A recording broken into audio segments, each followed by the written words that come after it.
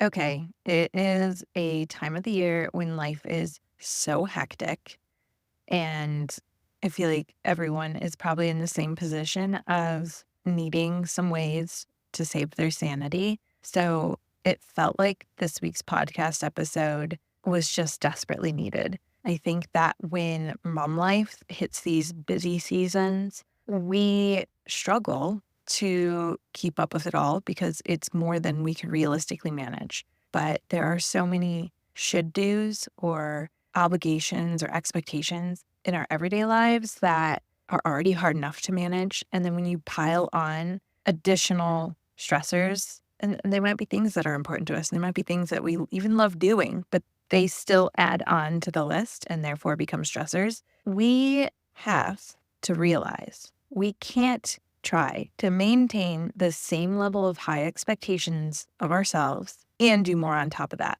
and do it all 10 out of 10. So I wanted to give you a bit of a permission slip this week and go through 10 different rules that you could break during busy seasons of life that your family is going to do great with.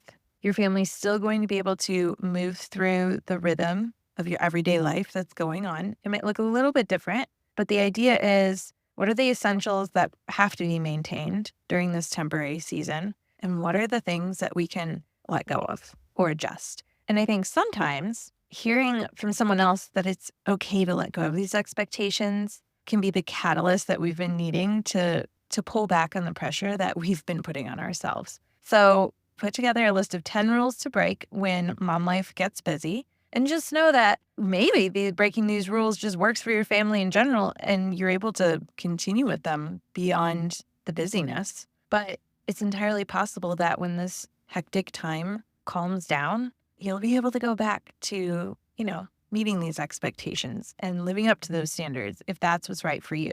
And I think that that is what is so important to recognize here. We have got to remember that we can't just do all the things all the time because it's what we should be doing. If it's not serving us and our families, if it's not making sense to keep doing it, don't keep doing it. You don't have the capacity to try to maintain something that isn't working for you. All right, so let's dive into this list. Rule number 1, stop cooking every meal from scratch. I know this is very different depending on the family, but if you are someone who cooks your family's meals, this is the time to stop making sure that all of them are homemade. Doesn't mean you can't cook at all, but nourishing your family does not have to mean elaborate meals every night. In busy seasons, it's okay to rely on shortcuts like leftovers or pre-made meals or meal kits. I know grocery stores work with companies now to have kits full of ingredients ready to go. The recipe's there at your fingertips, like dinner's on the table in 20 minutes kind of thing.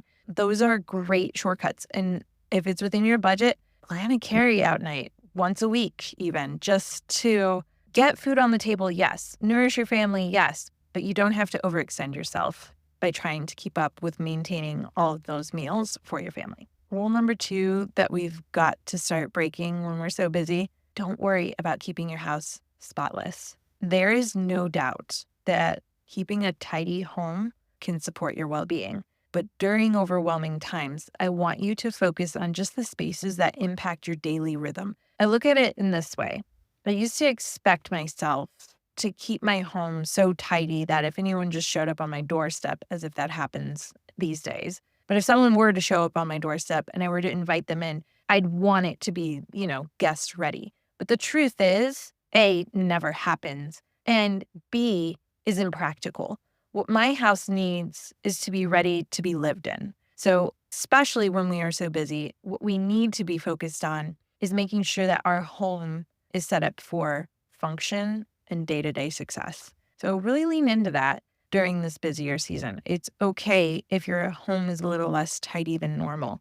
It's going to happen when we're so busy and pulled in a million different directions. So focus on those spaces that impact your daily rhythm. The rest can wait. Your peace of mind matters most. The third rule is saying yes to every invitation or obligation. I know, especially during busy times, there are often special events and activities that we are invited to attend. And of course, if it feels like something you want to do and it's something meaningful and impactful and positive for your family, then say yes. But you don't have to say yes just because the invitation exists. You are in full control of aligning your commitments with what truly matters to you and your family. It is okay to skip the guilt and instead prioritize quality connections with the people that matter most to you or spend the time in a meaningful way. Less is more during times like these. And rule number 4, don't worry about maintaining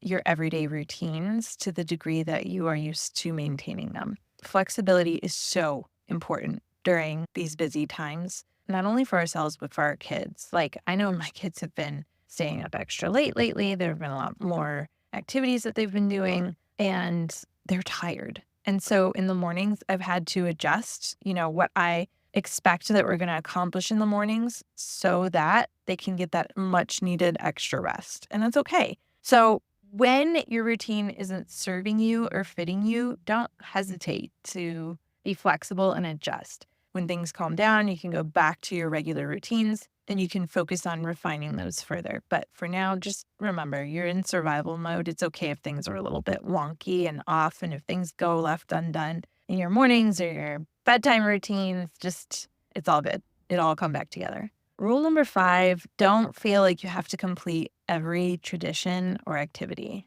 There are so many things that I wish our family would do during the holidays, but when I look at the calendar and how busy our everyday lives are, and then try to think about all the extra to-dos and tasks that are needing to get done in our spare time, it leaves very little room for all of those things. So I've really learned over the last 2 years how to prioritize the few traditions or activities or events that really feel meaningful to my family, the things that we just really want to try, or the things that we've loved doing in the past that we want to do again. Don't expect yourself, though, to have to uphold every single tradition or possible fun activity out there. We want these efforts to be enjoyable for you. We don't want them to be stressful. So just choose 2 or 3 that align with your family's energy and capacity, and just let go of the rest. If they work out, awesome. But if you can just pull off on those high expectations, I think you're going to find that things fall into place a lot more easily. And then they're a lot more enjoyable as a result.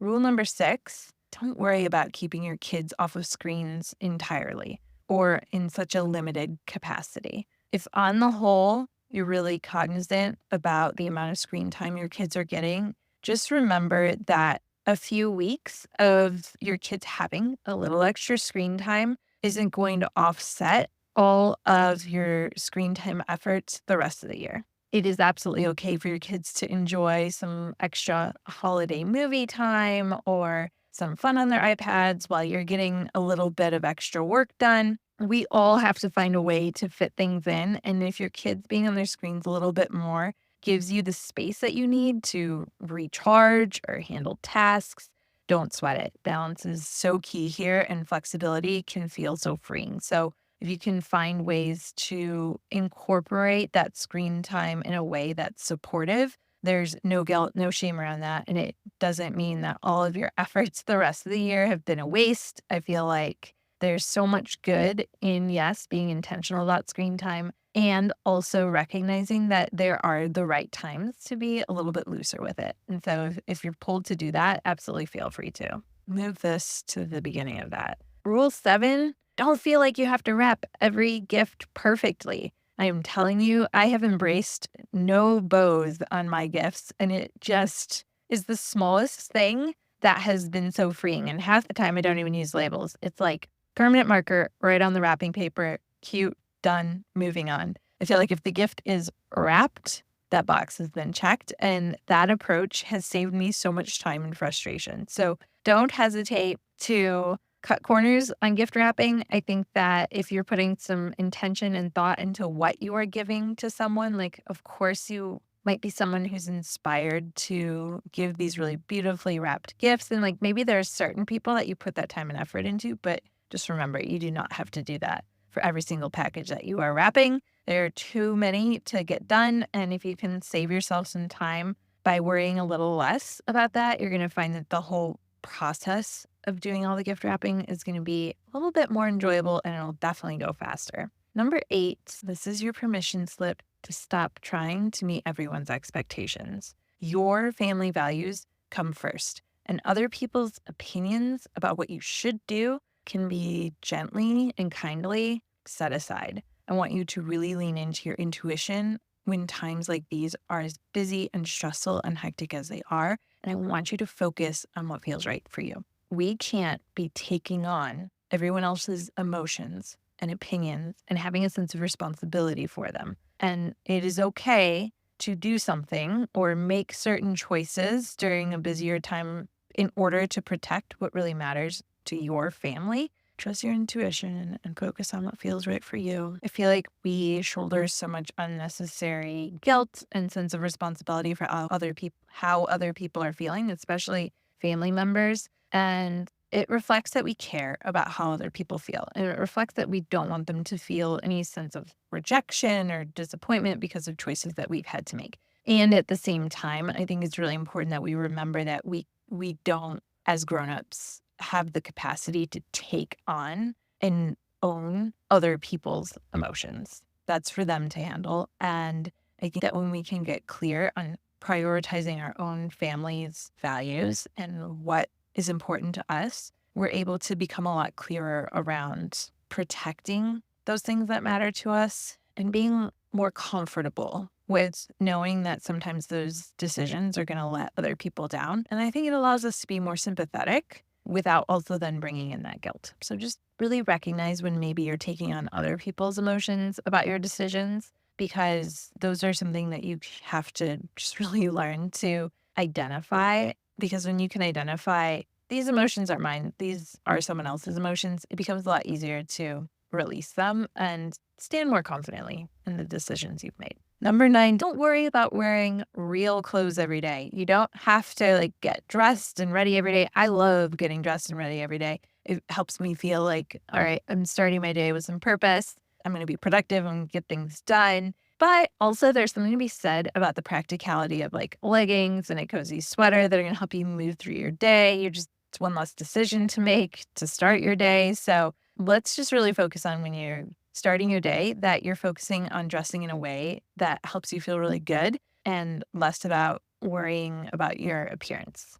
You want to make sure that you're comfortable all day as you're getting a lot of these extra to-dos done. And then our last rule that I want you to ditch if it doesn't work for you, don't worry about forcing family fun. Some years you're going to find that the things that you think would be fun for your family to do just work. They just click. In other years, it's going to feel like you're pulling teeth and twisting people's arms, trying to get them to participate. Quality time does not have to be something that's forced or something that's orchestrated. Sometimes the best moments happen naturally when you're just together. So even if it's just watching a favorite movie or playing a quick game together, I think that what we're all looking for are memories, and those memories come through meaningful moments where we're connected with the people we care about most. So if you're feeling like there's this pressure, expectation that in order for you to make memories with your family, I want you to recognize that you get to set the expectations in how that happens for you and your family. And if you're okay with it being something a little bit more casual and laid back and low key, lean into that, especially when you're so busy. The last thing you need to do is spend 2, 3, 4 hours on a whole excursion as a family and everyone's miserable. Those are not the memories you want to create. So if you feel like that's the path you're headed down, don't hesitate to do a 180 and just do what's working for you guys. And being present in the moment is what's really going to make the biggest difference of all. So lean into those just spontaneous, fun moments together. And you're going to find that when you have lower expectations of what it's going to look like, things do tend to just naturally fall into place and you have so much fun together. So lean into that. So I hope that these 10 rules to break have helped spark something new for you, some level of inspiration of ways you can free yourself up for all these extra things that you're taking on right now. And I'd love to hear how you are going to take action on this. So if you are intending on ditching 1 or 2 of these rules in the week or 2 ahead, let me know about it. Drop it as a comment or a review. I love hearing how you're taking these ideas and making them your own. So Share your thoughts. It really is something that inspires me to keep creating more episodes like these. So, your feedback means the world to me. Thank you for taking the time to do that. Even though I know things have been so busy, it's those little moments of connection that really get me excited about this work. And I can't thank you enough for taking the time to do that. Wishing you peace of mind in the week ahead. Here's to a more intentional and calmer approach during this busy time of year. Bye for now.